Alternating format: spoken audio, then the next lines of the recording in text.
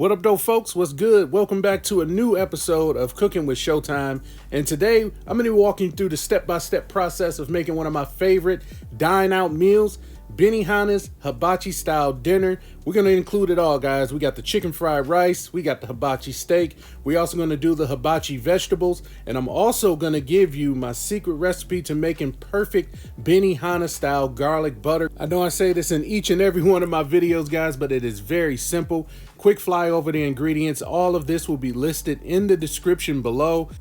And just about everything you see here can be found in your local grocery store. If you can't find sushi rice, you might be able to order some online, maybe through Amazon, but they sell Botan rice at my local Kroger, guys. So let's drop right into it. As you can see here, it is important to use a sushi style rice for this. I'm using Calrose rice Botan. If you can't get that and you can get the Nishiki, those are perfect choices. Either one will do you justice when making chicken fried rice. It definitely gives it a lot of texture, and this is the rice that they use at Benihana actually. We're gonna start off with 3 cups of the Botan rice. Like I said, today I'm going with Botan. Now, first thing we want to do is go in with some cold water and rinse this rice off. We're going to try and remove as much starch from the rice as we can. This is probably going to take you maybe 3 to 4 times to rinse this rice. I'm going to, as you can see here, I'm giving it a quick stir with my hand, trying to loosen up as much starch as I can. Go ahead and rinse that off. If you guys have a strainer, use the strainer. Don't make your life difficult like I do all the time. As you can see there's a lot of starch there. This is my first rinse, so it's going to be very murky, guys. We want that water to run clear. Once you're rinsing it and that water's running clear, we're ready to go ahead and cook, and we can go ahead and toss this right on the stove. We're going in with 4 cups of water. So we're doing 3 cups of rice to 4 cups of water. And once we've added that water, we're going right into the pot with our rice, and we're going to put that onto the stove. Give it a quick stir, and we're going to turn the heat up to about a medium high. We don't want it to go to a roaring boil, just a slight rolling boil, as you can see here. And then we're going to drop the temperature to simmer, cover it up for about 20 minutes and let it simmer. Then we're going to take it off of the heat for about 10 minutes. After that, we're going straight onto a baking dish. We're going to spread that rice out, because what we want to do is let this rest overnight. If you don't have overnight, just try and cook it as early as you can in the day. What we're trying to do here is drain as much moisture out of the rice as we can before we go in to cook. So it's best if you can do it overnight. If not, just do it earlier in the day. It's not going to make a huge difference, but you do not want to cook your fried rice directly out of the pot. So try and make this rice the day before to yield the best results, guys. Trust me, this is how Benihana does it. This is how a lot of Japanese restaurants do it. They always use day-old rice. Works to perfection, guys. Once I had that evenly spread out, I just covered it with a piece of aluminum foil and threw it right into the refrigerator to let it rest overnight. We're going to go ahead and start prepping our vegetables for the chicken fried rice, starting off with some green onion. Go ahead and dice those down.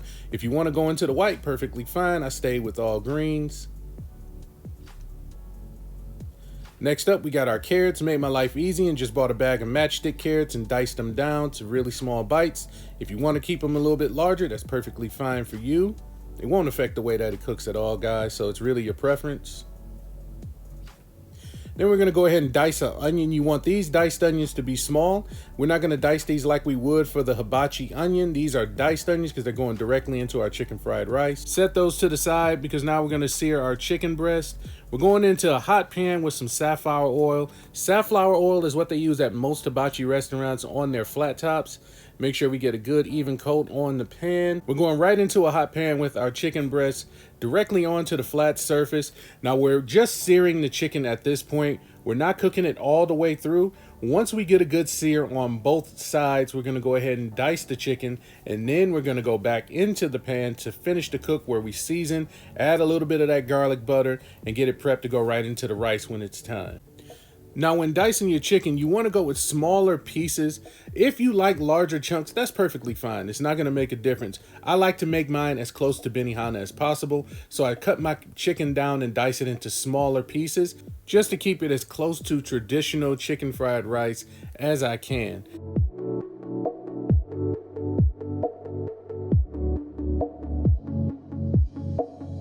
When making hibachi chicken, you're going to leave the chunks a little larger, as you can see on the left.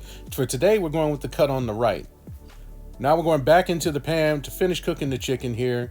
Guys, make sure you clean your cutting board off. We were just cutting half-cooked chicken, so make sure you clean that board off before you go and do anything else with that cutting board. We'll season it with a little salt and pepper and finishing the cook here.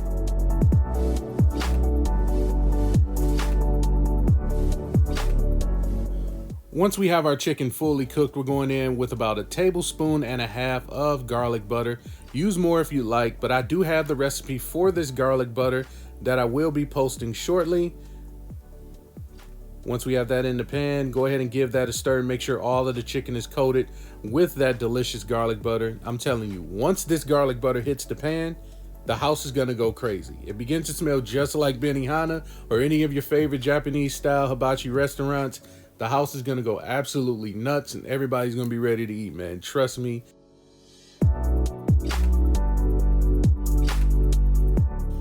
Once our chicken is fully coated in that garlic butter, we're gonna go ahead and take it off of the heat and set it to the side until we're ready to add it into the rice later. Now we wanna come out with our heavy pan. You can use a Dutch oven, you can use a cast iron. If you have a wok, perfect, go ahead and use your wok. But we're gonna take our heavy pan of choice and going right into the bottom with some of that safflower oil so that we can fry our vegetables for the hibachi chicken. As you can see here, I have my wok up to a smoking temperature. Safflower oil is very good because it has a high smoking point. I'm going right in with the vegetables and we're gonna give that a quick stir. Now you don't want to cook them all the way down till the onions are mushy, just to maintain a little bit of crunch. That's the point that you want to go ahead and pull the vegetables off of the stove. We're going to season it with some pepper, a little bit of salt, give that a quick stir as well. Once those are cooked down, we're going in with our green onions as well, give that a quick stir.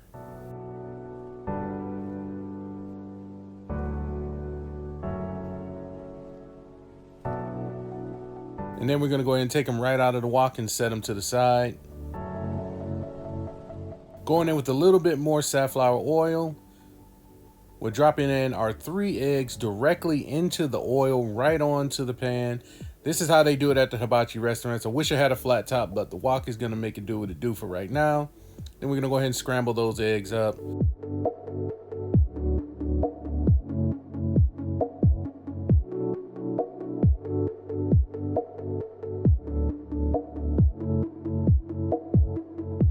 Once we have our eggs fully cooked, we're going right in with that day-old rice into the pan, and we're gonna get a good mix on the rice and the eggs. Keep stirring and cooking until you got the rice and the eggs well incorporated with each other. The pan should still be pretty hot at this point because we want to fry the rice, but just keep on stirring until they're both well incorporated.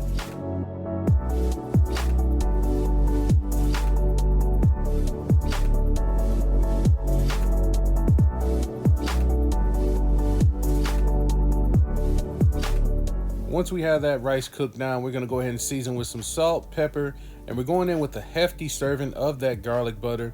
Don't be like me, guys. Make sure you leave your garlic butter out for about 1.5 hours, just so that butter will soften it, and it'll make this part a lot easier on your wrist. Trust me. Coat that rice thoroughly with that garlic butter. The aroma should be going crazy in the house right now. We're going in with our vegetables, our onion, our carrot, and our green onion. Mix those up well, and then we're adding in that chicken, guys. We're gonna also give that a good mix as well. Going in with a dash of soy sauce. You want to put in enough depending on how much rice you're cooking because you want that to coat all of the rice. We're also gonna add another dab of that garlic butter. Mix that all together thoroughly. You should begin to see that traditional hibachi chicken fried rice color start to form. And I know I keep saying this, but the aromas should be going crazy in your house right about now. Lastly, we're going to top it off with some toasted sesame seeds. A lot of recipes forget this step. It is important. It does add a lot of flavor and texture to the rice. So you want to make sure you do not skip that step, guys. Add your sesame seeds, please. And now we can plate, man. If you're just having chicken fried rice, you are completely done, guys. Go ahead and eat. Enjoy. I guarantee you're gonna love it. Beautiful, almost a 1-to-1 copycat of Benihana chicken fried rice. Guys, I really hope you enjoy this, but we are not done. We're going to go ahead and do a full hibachi dinner, guys. I'm going to walk you through the steps to doing your hibachi vegetables, your hibachi steak, and combine everything we cooked today into one meal. With our one zucchini, we're going to go ahead and cut it in half, and we're going to slice those down into even parts. With those, we're going right into a pan with a little shallow layer of safflower oil. Make sure we're getting surface contact with them because we want them to cook evenly on both sides. Going to season it with some salt, pepper, a little bit of soy sauce. And we're also going to add in a dab of that garlic butter. You want to cook the zucchini until it's tender, slightly tender. You don't want them to get mushy. It'll mess up the texture. Just cook them until they're slightly tender. Finish them off with a little bit of sesame seeds and remove them right off of the heat. And next we're going to dice our onions into hibachi style onion slices. Start by slicing the onion into even rings like you were making onion rings. And then we're just going to quarter them.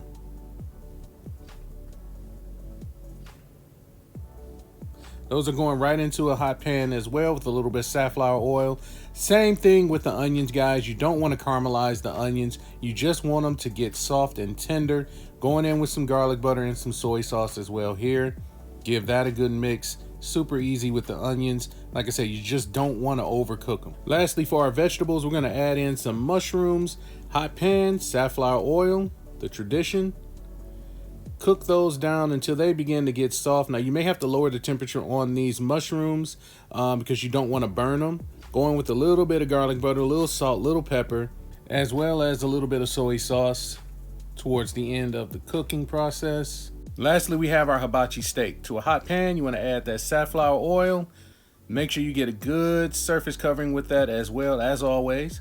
We want to get a really, really good sear on the steak on both sides. So go directly into the pan, push down if you have to. As you can see there, we've developed a good crust on that side. Now, similar to the chicken, we're not going to cook the steak all the way through. We want to pull it off about midway so that we can go ahead and dice it into our hibachi style chunks. And it's all preference to your temperature, how well you cook it after this, but go ahead and cut it down into bite-sized chunks, guys. You don't want small pieces of steak. This is a big portion of the dinner, so you want nice dinner-sized chunks of your steak. Me personally, I like to cook my steak down to about a medium, maybe a medium rare. But for this one, my family was eating, so I cooked it directly down to about a medium. Right back into the pan with the steak. Make sure we start to get that cooked thoroughly through. We're going to season with salt and pepper. One trick that I use once I have it to my desired temperature, as I add more garlic butter to the pan, is to lift the pan off of the heat. The residual heat will still allow you to heat that garlic butter and try and keep your steak at your desired temperature. So just take it off of the heat once you get to this desired temp and you're adding your garlic butter in. And that way that garlic butter can really coat onto the steak and you don't have to worry about burning it at that point because it was such a high temperature when searing. We're going in the plate, guys. Starting off with our chicken fried rice here. Gorgeous. Watching this video makes me want to go back in the kitchen and cook it again.